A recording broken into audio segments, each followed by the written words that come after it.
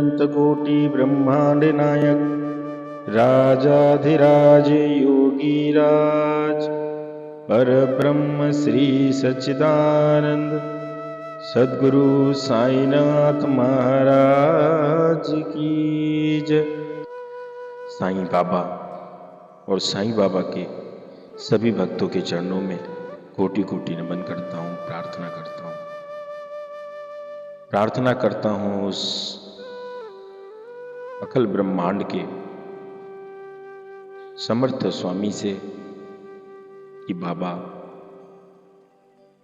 जैसा कि हम आपके चरणों में हमेशा एक अरदास करते हैं, प्रार्थना करते हैं कि आपके भक्तों के जीवन में चाहे दुख कितने भी आ जाएं, संकट कितने भी आ जाएं, लेकिन जो आपके चरणों से उनकी प्रीति है, उनका लगाव है, वह कभी कम नहीं होना चाहिए। दोस्तों, आज की इस वीडियो में इससे पहले कि हम अपने टॉपिक पर बात करें, बाबा की लीलाओं से रूबरू हों, उनके आशीर्वाद की, उनके एहसास की, उनके अनुभवों की चर्चा करें, उससे पहले हर बार की तरह जिन भी भक्तों के आज जन्मदिन है, उन सभी को जन्मदिन की बहुत बहुत शुभकामनाएं। गुरुवार का दिन भी है, सुबह उठकर अपने सभी बड़ों को नमन करें, उनके चरण स्पर्श करें, आशीर्वाद लें, बाबा से आशीर्वाद लें। वीरवार का दिन है, मंदिर में जाएं, समय मिले तो झुग्गी झोपड़ियों में फुटपाथ पर दीन दुखियों की सेवा करें, बाबा का प्रिय जो प्रसाद है, खिचड़ी का प्रसाद बनाकर बांटें। दोस्तों, आजकल आप लोगों ने देखा होगा कि कई जगह जो दोस्त होते हैं, एंजॉय के नाम पे 2-2, 4-4, 5-5, 6-6 केक लेके आते हैं और उठा कर एक दूसरे के मुंह पे मारते रहते हैं। न संस्कृति है, न सभ्यता है हमारी। कितने ही झुग्गी झोपड़ियों में ऐसे गरीब बच्चे हैं शायद जिन्हें 1-1 साल तक केक खाने को न मिलता हो, क्योंकि मैं भी उस बचपन से गुजरा हूं, उस स्ट्रगल से गुजरा हूं, जब फल फ्रूट, मिठाइयाँ, केला इत्यादि जैसी चीज़ें जो आजकल बच्चों के खाने के लिए घरों में फ्रिज में हमेशा रखी रहती है, वह हमारे यहाँ कभी त्योहार विशेष पर आया करते थे। लेकिन हम बड़े सौभाग्यशाली थे कि उस समय का जो गांव समाज का माहौल होता था वह बहुत प्रेम में मिलनसार होता था।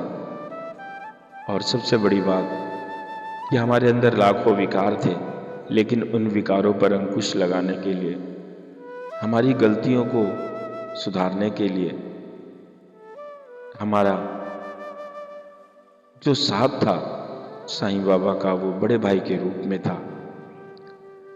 आज भी है, आजीवन हमेशा उनका आशीर्वाद, प्यार हमारे साथ रहेगा। हमारे बड़े भाई ने जितना स्ट्रगल किया, जितनी मेहनत की, शायद जीवन में ऐसा भाई पा पाना जरूर किसी पुण्य फल के परिणाम स्वरूप होता होगा। दोस्तों, आज का विषय है कि हम बाबा पर विश्वास कैसे बनाएं। ज्यादा बड़ी बात नहीं करूंगा, बाबा से प्रार्थना करनी है आप लोगों ने कि बाबा, जिंदगी चाहे 4 दिन की हो, लेकिन बस तेरे से प्रीति ना टूटे। दूसरों के जीवन से अनुभव लेना, उनके एहसास अनुभव सुनकर कुछ चीज बोलना एक अलग बात है, लेकिन जब आपके जीवन में जो चीजें घट रही हैं आत्म साक्षात्कार बाबा करवा रहे हैं और फिर भी आपको एहसास ना हो रहा हो तो बहुत ही गलत है। दोस्तों, आज से 20 साल पहले की अगर मैं बात करूं, 25 साल पहले की, जब मैं 17-18 साल का था, ऋषिकेश मैंने घर छोड़ दिया। जगह जगह रुड़की, सहारनपुर, हरिद्वार, उसके बाद करनाल, दिल्ली, मुंबई, बनारस, बहुत से ऐसे स्थान हैं जहाँ पर मुझे याद भी नहीं आता कि पिछले 20-25 सालों में मैं कहाँ कहाँ भटका। लेकिन दिल्ली और फरीदाबाद से रिश्ता इस तरह जुड़ गया कि समझो आधा जीवन नहीं, उस समय का जो हमारा पल गुजरा वह पूरा जीवन वहीं व्यतीत हो गया। बात है केवल बाबा के चरणों से विश्वास की, उनके चरणों से प्रार्थना करने की। जीवन में सुख और दुख आपके कभी खत्म नहीं होंगे। एक बहुत ही सुंदर बात किसी ने कही थी कि कौन कौन ऐसे लोग हैं जिनकी जीवन में समस्याएं हैं। काफी साध संगत बैठी हुई थी, सारी संगत ने हाथ उठा दिया कि हाँ गुरुजी, हमारे जीवन में बहुत समस्याएं हैं। फिर गुरुजी ने पूछा कि अच्छा ये बताओ कि कौन कौन अपनी समस्याओं से पार पाना चाहता है, कौन चाहता है कि उन्हें बिल्कुल सुकून मिल जाए, उन्हें बिल्कुल शांति मिल जाए, सारी समस्याएं खत्म हो जाए, कौन कौन चाहता है। सभी ने हाथ खड़ा कर दिया। फिर गुरु ने कहा कि मैं जब यहां पर आ रहा था तो मुझे यहां से कुछ समय पहले एक चौराहे के पास, जो थोड़ा सा जंगल वाला एरिया था, वहां पर एक शमशान घाट दिखाई दिया। वहां कुछ लोग गद्दे तो छोड़ो, खटिया भी छोड़ो, लकड़ी के ऊपर लेटे हुए थे। आप लोग तो यहां मखमली गद्दी है, चद्दर पर बैठा है, कोई कंबल पर बैठा है, कोई टेंट की दरी पर बैठा है। वो लकड़ी पर बैठे हुए थे, लेटे हुए थे। उन्हें कोई चिंता नहीं, कोई टेंशन नहीं थी, कोई समस्या नहीं थी। उनके जीवन में केवल सुकून ही सुकून था। तो कितने लोग चाहते हैं कि आप लोग भी उसी तरह उन लकड़ियों पे जाकर लेट जाएं, सारी समस्या टेंशन ही खत्म हो जाए। तो सबके हाथ नीचे हो गए। बल्कि जीवन की सच्चाई मृत्यु ही है। तो दोस्तों, अगर जीवन आपके पास है तो समस्याएं कभी खत्म नहीं होंगी। जीवन का नाम ही हर रोज एक नई समस्या है। विवेकानंद जी कहते हैं कि यदि आप किसी ऐसे रास्ते पर चल रहे हैं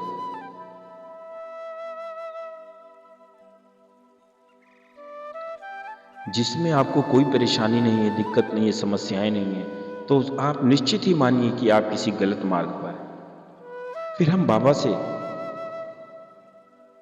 इतनी शिकायत क्यों करते हैं? मुझे याद है आज भी वो दिन, 2016 में नोटबंदी के बाद, जब मेरे जीवन की उल्टी गिनतियां शुरू हुई, जब मैं अपने जीवन में बहुत फेल होता चला गया। कुछ जाने अनजाने गलत फैसलों ने मेरे 20 साल की जमा पूंजी का मतलब केवल पैसा नहीं, जमा पूंजी का मतलब मेरे रिश्ते, मेरे नाते, मेरे सभी वो बड़े छोटे जो मुझे बहुत प्यार करते थे,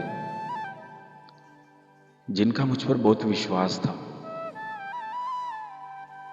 कि नहीं, पांडे को हमने छोटे से देखा है, जब वो रेडी लेकर आता था, खींच के सब्जियां बेचता था। पांडे गलत नहीं है, लेकिन कई बार हम अपने ही लोगों के विश्वास और खरे नहीं उतर पाते। कुछ फैसले ऐसे हो जाते हैं जिनकी वजह से हम उनसे दूर हो जाते हैं। उनके लिए हमारी छवि खराब हो जाती है, जबकि हम गलत फैसलों की वजह से हुए। हो सकता है कि वो फैसले भी हमारे जीवन में लेने वाला कोई और था, लेकिन फिर भी हमारी वजह से क्योंकि किसी का नुकसान हुआ, गलत हुआ, तो वहां पर उन्हें लगता है कि सब कुछ इसी की वजह से हुआ। 20 साल के मेरे रिश्ते नाते, मान सम्मान, प्यार, मेल मिलाप, घोड़ा गाड़ी, टेंट सामान, इज्जत, सब कुछ चला गया। किसी ने कहा, पांडे वहां पे देख ले, महेंद्र अंकल जी के पास चला जा, बाबा जी आते हैं, उनके सारे दुख दूर हो जाएंगे। कईयों ने बोला, पांडे तुझे क्या समझाना, तू तो खुद ही साईं बाबा का भक्त है, लेकिन एक काम कर, फलाना जगह चला जा, उनके ऊपर श्री खाटू श्याम जी की छाया है, एक बार जाकर वहां लेट जा, शायद तेरे सारे दुख दूर हो जाएं। सबने अपनी श्रद्धानुसार मेरा भला चाहा, और पल नहीं लगता, क्योंकि मैं जानता हूं जब हम कहीं पूर्ण समर्पण करते हैं तो वो सहारा जरूर देता है। फिर वो दरबार चाहे बाबा रामदेव का हो, गोगा जी का हो, तीन बाणधारी का हो, श्री श्याम जी का हो, या किसी का भी हो। लेकिन मैं जीवन में बस उस समय यही सोचता रहा कि नहीं भाई, मैं सब्जी वाला ही था। जब मैं यहां आया था तो एक पत्थर भी मेरी जान पहचान का नहीं था जिसको मैं सिर के नीचे रखकर सो जाऊं। आज भी मुझे याद है 2002 का दिन, जब मैं 6 सेक्टर वाले मोड़ पे कोने पे बैग लेकर 3 दिन सड़क पर सोया रहा था। वो बात कहते हैं ना हम सर जी कि तेरी आशिकी से पहले मुझे कौन जानता था, तूने मुझे खरीद कर अनमोल कर दिया। कौन जानता था मुझे? कोई भी नहीं। लेकिन धीरे धीरे बाबा ने हाथ खींचना शुरू किया, प्यार करते रहे, मुझे बताते रहे कि मैं ही तेरा कबीर हूं। भक्तों, बाबा की सबसे बड़ी सामर्थ्यता, सबसे बड़ी शक्ति जो ये दर्शाती है कि बाबा परम अविनाशी, परम प्रकाश, परम पिता परमात्मा है, वो ये है कि बाबा का वचन है कि जैसा भाव रहा जिस जन का, वैसा रूप हुआ मेरे मन का। आपके अंदर जिस नाम की भक्ति की ज्योत जल रही है, बाबा आपको उसी रूप में दर्शन कराते हैं। बाबा आपको उसी रूप में प्यार करेंगे, बाबा आपको उसी रूप में अपने दर पर बुलाते हैं। मेरे साथ भी बाबा ने कुछ ऐसा ही किया। श्री बिहानी जी जो 10 सेक्टर वाली रोड पर, 10 सेक्टर में 11-10 की डिवाइडिंग रोड पर रहा करते थे, उनकी यहाँ साईं संध्या थी। बाद में मैं बताऊंगा किसी वीडियो में कि किस तरीके से मेरा बाबा की तरफ आगमन हुआ, बाबा ने किस तरीके से मुझे अपनी ओर खींचा। लेकिन बात यहां पर आज इस वीडियो का टॉपिक है कि दृढ़ निश्चय कैसा हो। तो दोस्तों, मेरा सब कुछ खत्म हो गया। 6-7 लड़के 8 लड़के काम करते थे मेरे पास, टेंट हाउस में, साउंड सिस्टम में, पानी की सप्लाई में। सब कुछ टूटता चला गया, लोगों का विश्वास कम होता चला गया। सबसे बड़ा दुख जब मेरी धर्म पत्नी, मेरी अपनी पत्नी मुझे कहने लग गई कि जब तुम्हारे अंदर इतनी हिम्मत ही नहीं थी, इतना दम नहीं है कि तुम 2 रोटी कमा कर खिला सको, तो फिर शादी क्यों की, जीवन क्यों बर्बाद किया। अच्छा, ये जीवन बर्बाद करने वाले ताने तो खैर हर 2-4 दिन बाद मम्मी को फ़ोन करके बोल देना कि तूने मेरा जीवन बर्बाद कर दिया। हालांकि वो एक ऐसे घर में थी जहाँ न सास न ससुर न जेठ न जिठानी न ननद। शायद 9 साल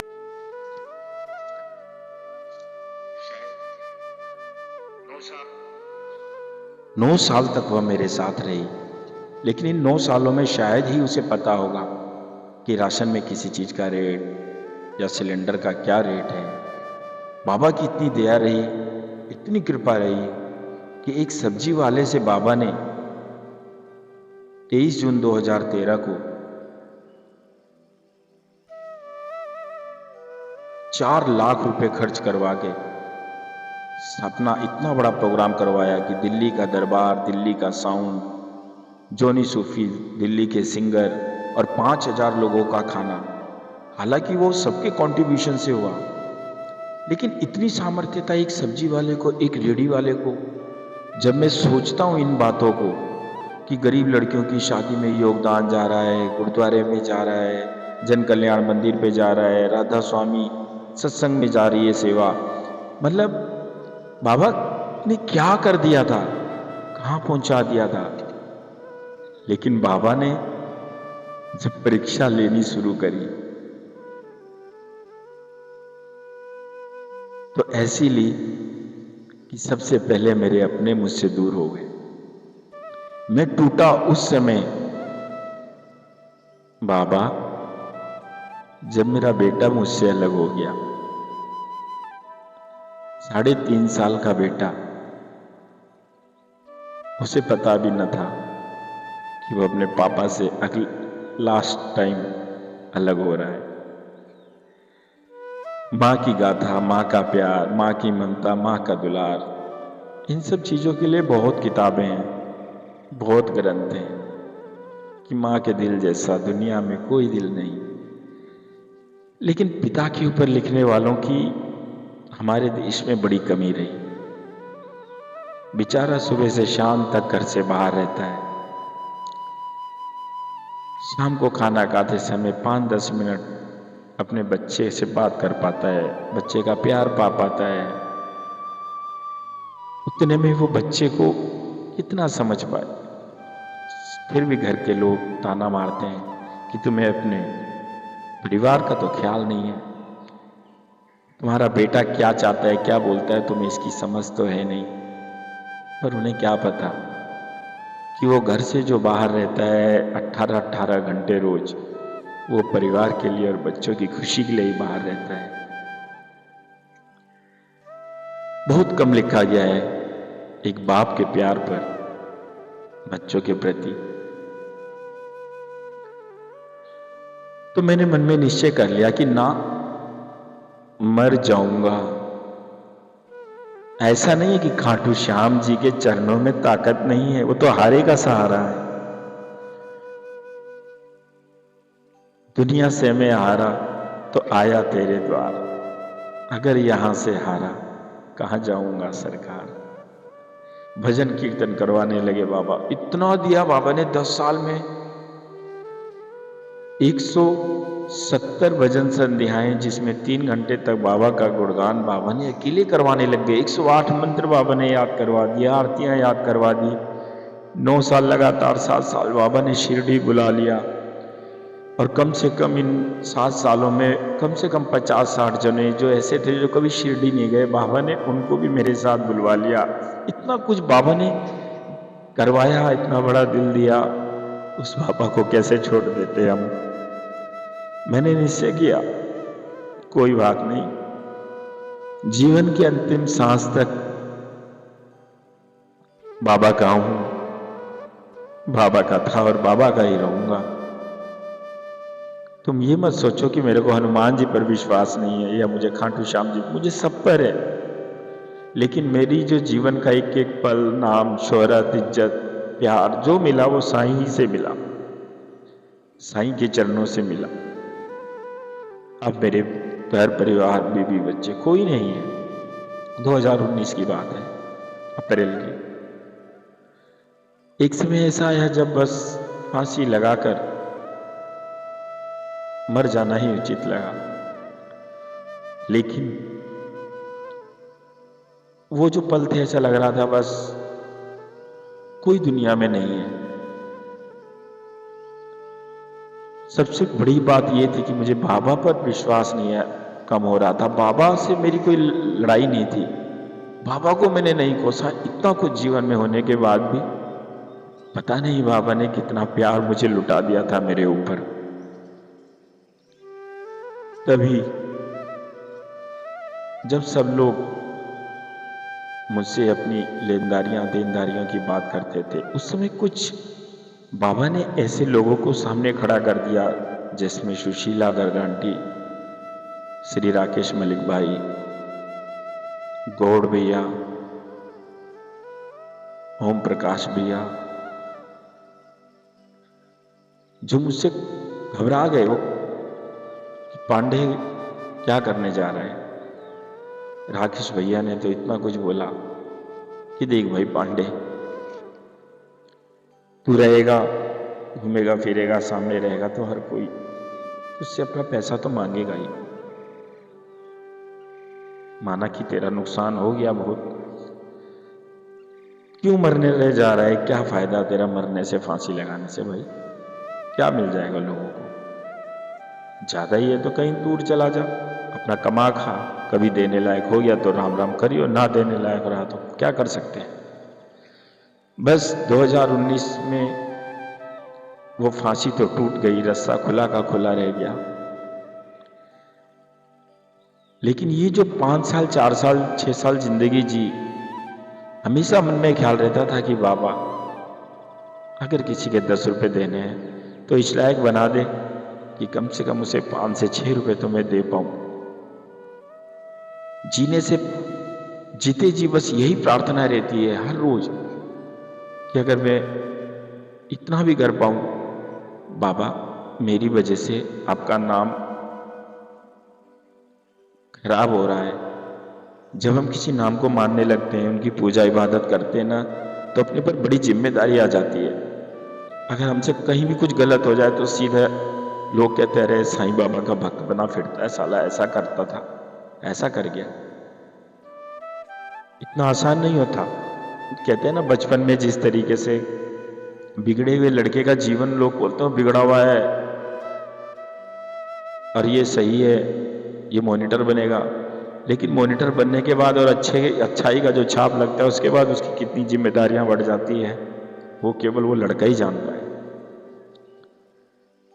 बस बाबा मरने से पहले कुछ सामर्थ्यता दे दे कि मैं अपने प्यारों से नजरें मिला सकूं, एक बार मैं दोबारा वहां जाकर उन सबसे गले लग सकूं, उनके पैरों से लिपट सकूं, बड़े बुजुर्गों के, जिन्होंने मुझे इतना प्यार दिया था आपके नाम से। तो दोस्तों, आज फिर से मैं अपनी सब्जी की रेहड़ी लगा रहा हूं, मेहनत कर रहा हूं। हाँ, भी इतना कमा पा रहा हूं जितना कि मैं अपना गुजारा कर पाऊं। अकेला हूं पिछले 6 सालों से, 50,000 लोगों की भीड़ में रहने वाला इंसान कहां पर गुमनाम जिंदगी जी रहा है, यह किसी को भी नहीं पता।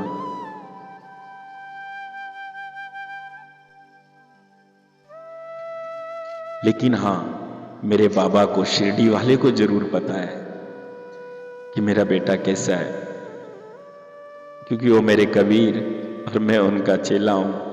मैं उनका वो पत्थर हूं, मैं उनका वो टाट हूं, मैं उनकी वो ईंट हूं जिस पर बाबा बैठा करते थे। कुछ न कुछ ऋण, कुछ न कुछ उपस्थिति, चाहे वो मिट्टी के कण में या पत्ते के रूप में या चिमटे के रूप में या बर्तन के रूप में, बाबा के कपड़े का जो थैला है उसमें जितने धागे लगे थे, कहीं ना कहीं बाबा के 6 पैरों पे चढ़ने वाली चींटी के रूप में, किसी न किसी रूप में बाबा के समय में, मुझे ऐसा लगता है कि हम उनके जीवन काल में जरूर रहे होंगे। जो बाबा ने छोटी सी सब्जी के काम में बाबा ने मेरे को इतना कुछ दिया कि एमएलए भी आकर घर पे जोत जलाया करते थे।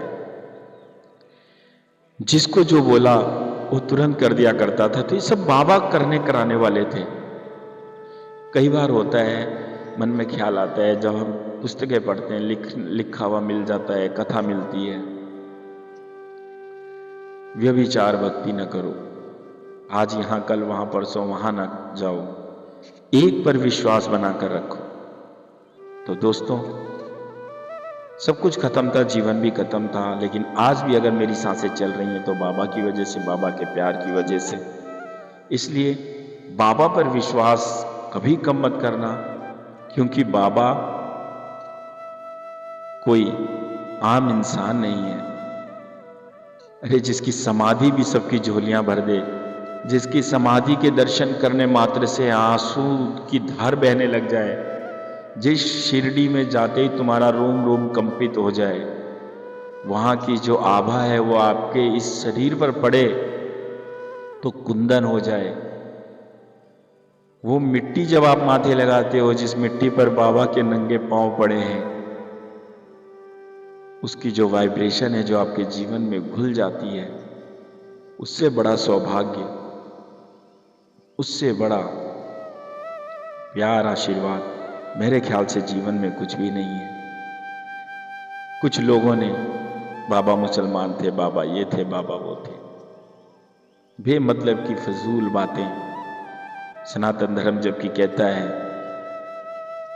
वसुदेव विश्व कुटुंबकम, मतलब समस्त संसार मेरा परिवार है। बाबा का जो भक्ति श्रृंखला थी वो देवी देवताओं वाली नहीं है, वो श्री राम कृष्ण जी वाली नहीं है। हमारे देश में, हमारी धरती पर, भारत में अनेकों श्रृंखलाएं चली है। भगवान श्री राम, श्री कृष्ण, बुद्ध, महावीर, ये श्रृंखला अलग है। श्री गुरु नानक, श्री कबीर, श्री रविदास, श्री भीखा शाह, भुल्ले जी, पलटू जी, मीरा, सहजो, कबीर और साईं बाबा की श्रृंखला बिल्कुल अलग है। ये वो चरण है जहां पर जाते ही सुकून और शांति मिलती है।